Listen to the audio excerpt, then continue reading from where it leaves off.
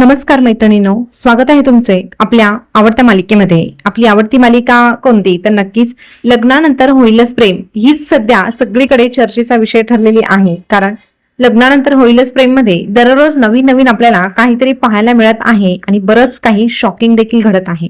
आजही असंच काही शॉकिंग घडलेलं आहे जे आपल्याला सगळ्यांना नको वाटत आहे। तेच नेमकं आजच्या एपिसोडमध्ये घडलेलं आहे। पण तरीही नेमकं काय असेल आणि पुढे काय होणार हे जाणून घेण्याची उत्सुकता तुम्हाला आहेच, त्यामुळेच आजचा एपिसोड आपण जाणून घेऊया। चला तर आजच्या एपिसोडला सुरुवात करूया। आजच्या एपिसोडच्या सुरुवातीलाच आपल्याला मिथुन भाऊची त्यासोबतच मानिनी आणि वसुताई देखील दिसत आहे। वसुताई त्या दोघांनाही विचारत आहे की तुम्ही इतक्या रात्री काय करत आहात। तर मग मानिनी आणि मिथुन भाऊजी सांगतात की अहो गुरुजींनी उद्याची उद्या पूजा ठेवलेली आहे आणि त्याचीच लिस्ट आम्ही बनवत आहोत आणि आता उद्या सकाळी सकाळी आपल्याकडे गुरुजी पूजा घालणार आहे।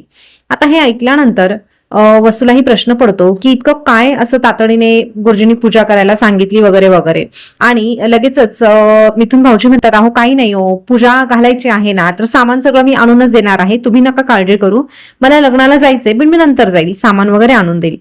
आता वसुताईला मात्र आतल्यात खूप आनंद झालेला आहे, कारण ती म्हणते अरे बापरे, म्हणजे गुरुजींनी इतक्या तातडीने पूजा ठेवली याचा अर्थ गुरुजींना देखील शंका आलेली आहे की पार्थ आणि काव्याचा संसार काही टिकत नाही। आणि असा विचार करता करता ती हसत देखील असते आणि हे बरोबर मिथुनने पाहिलेलं असतं। मिथुन म्हणतो अहो वसुताई कुठे हरवल्या, त्या द्या इकडे द्या लिस्ट, आम्हाला भरपूर कामं आहे। असं म्हणत असतानाच त्या ठिकाणी रम्या येते आणि रम्या म्हणते की अजून तुम्ही सगळे जागे कसे काय, तुम्ही झोपले नाही का? तर लगेचच मिथुन आणि मानिनी म्हणते की अगं नाही, उद्या पूजा आहे ना तर ती तयारी आम्ही करत आहोत। तर रम्या म्हणते की बाकीचे कुठे गेले? तर मिथुन म्हणतो की अगं तू कशी तुझ्या मैत्रिणीबरोबर पार्टी करायला गेली, तशीच जीवा आणि पार्थ देखील त्यांच्या मैत्रिणीसोबत पार्टी करायला गेले। आता रम्या म्हणते पार्थची मैत्रीण तर मी आहे, आणि असं म्हटल्यावर मिथुनला लगेचच हसू येतं आणि तो म्हणतो की काय जोक मारते ना रम्या। असं म्हटल्यावर मानिनी लगेच मिथुनकडे बघते आणि त्याला गप्प करते। आता रम्या ही विचारात पडते की नेमकं पार्थ कोणासोबत गेला आहे। आता वसुला देखील माहित असतं की हे जीवा आणि पार्थ कोणासोबत गेलेले आहे ते। आता इकडे रेस्टॉरंटमध्ये जीवा आणि नंदिनी एकमेकांशी बोलत असतात आणि दुसरीकडे पार्थ आणि काव्या देखील एकमेकांशी संवाद साधत असतात। आता पार्थ काव्याला अगदी भरभरून आपल्या मनातल्या भावना व्यक्त करत असतो। तो सांगत असतो की तुम्ही हे जे काही करत आहात ते मला खूप आवडत आहे, तुम्ही माझ्यासाठी डब्बा घेऊन आलात, तुम्ही माझ्यासाठी रिक्षा घेऊन आलात, तुम्ही माझ्यासाठी श्रीखंड बनवलं, जे काही तुम्ही करत आहात खरं तर माझं हे स्वप्न होतं आणि माझ्या स्वप्नातला संसार जो आहे तो असाच होता। माझ्या पार्टनरने म्हणजेच तुम्ही माझ्यासाठी हे सगळं करावं अशी माझी मनापासून इच्छा होती आणि ते सगळं काही खरं देखील ठरलेलं आहे। पण मला फक्त खंत या गोष्टीची वाटते की जे काही घडलेलं आहे ते तुम्ही मनापासून न करता तुम्ही फक्त गिल्ट मनामध्ये आहे म्हणून केलेलं आहे, आणि गिल्टमुळे तुम्ही या गोष्टी केलेल्या आहे त्या फक्त तात्पुरत्या राहणार आहे, तुम्ही दररोज हे करणार नाही। तुम्हाला फक्त आणि फक्त माझ्यासोबत जे तुम्ही वाईट वागला आहात त्याबद्दल गिल्ट निर्माण झाला आहे आणि तो काढून टाकण्यासाठी तुम्ही हे करत आहात, त्याचं मला जास्त वाईट वाटत आहे। आणि म्हणूनच आज मी तुम्हाला सांगत आहे की तुम्ही हे सगळं थांबवा, कारण मुळातच तुम्ही मला आवडतात आणि माझी जी काव्या होती ती अशी नव्हती। माझी जी काव्या होती ती थोडीशी फटकळ होती, थोडीशी होणार होती, पण ती माझी काव्या होती, तुम्ही तशा नाहीत। आणि लगेचच तो म्हणतो की सॉरी, मला तुम्हाला माझी म्हणण्याचा अधिकार आहे की नाही मला ठाऊक नाही, पण तरीही मी ज्या काव्याला ओळखलं होतं ती तशीच होती आणि तुम्ही तशा अजिबात नाही। त्यामुळे आता तुम्ही माझ्यासाठी जे काही एफर्ट्स घेत आहात ते थांबवा, नाहीतर मी तुमच्या प्रेमात पडेल। असं म्हटल्यानंतर काव्या थोड्या वेळासाठी निस्तब्ध होऊन पार्थकडे पाहत असते। दुसरीकडे जीवा आणि नंदिनीचंही तेच झालेलं असतं। नंदिनी जीवाला तेच सांगत असते की तुम्ही जे जे काही करत आहात माझ्यासाठी ते मला खरंच हवं होतं।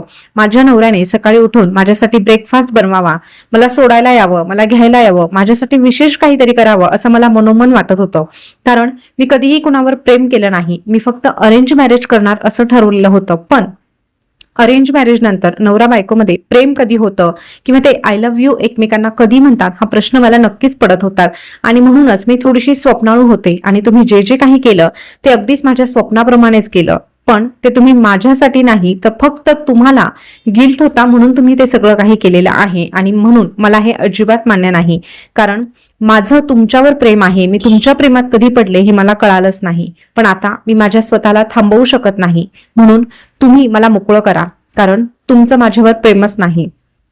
तुमच्या मनामध्ये मला जी जागा हवी होती ती तुम्ही पहिलेच कोणाला तरी देऊन टाकलेली आहे आणि आता मला नाही वाटत की ती जागा मला मिळेल.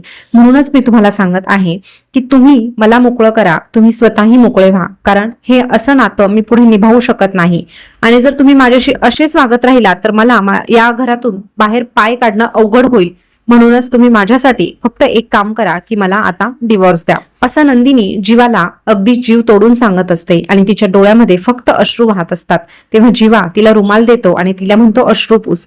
तेव्हा नंदिनी म्हणते की तुम्ही मला किती दिवस रुमाल देणार आहात, त्यामुळे तुम्ही आता ही मेहनत घेऊ नका आणि माझ्यासाठी काहीही करू नका. आता जीवाला देखील तिचं सगळं बोलणं मनाला लागलेलं असतं आणि जीवा नंदिनीला समजावण्याचा प्रयत्न करतो की अगं हे लग्न माझ्यासाठी ओझं नाही, असं तो अगदी सांगण्याचा प्रयत्न करतो. पण नेमकं नंदिनीने जीवाने काव्यासाठी जे लेटर लिहिलेलं असतं ते वाचलेलं असतं आणि नंदिनीला असा समज झालेला असतो की हे जे लेटर आहे ते जीवाने माझ्यासाठी लिहिलेलं आहे आणि म्हणूनच तिचा खूप मोठा गैरसमज झालेला आहे आणि तिला असं वाटत आहे की आता जीवाला हे नातंच नको आहे. जीवाची जी कोणी पहिले गर्लफ्रेंड होती तिच्या सोबतच जीवाला संसार करायचा आहे हे नंदिनीने ठाम मानून घेतलेलं आहे आणि म्हणूनच ती जीवाला डिवोर्स देण्याचा पक्क करत आहे. आणि असं म्हणत ती लगेचच पर्समधून डिवोर्स पेपर बाहेर काढते आणि जीवासमोर ठेवते. दुसरीकडे पार्थने देखील तेच केलेलं आहे. पार्थने देखील डिवोर्स पेपर बाहेर काढलेले आहे आणि काव्यासमोर ठेवलेले आहे आणि पेनही तिच्या हातात दिलेला आहे आणि पेन देताना म्हणत आहे की पटकन याच्यावर सही करा आणि मला मोकळं करा.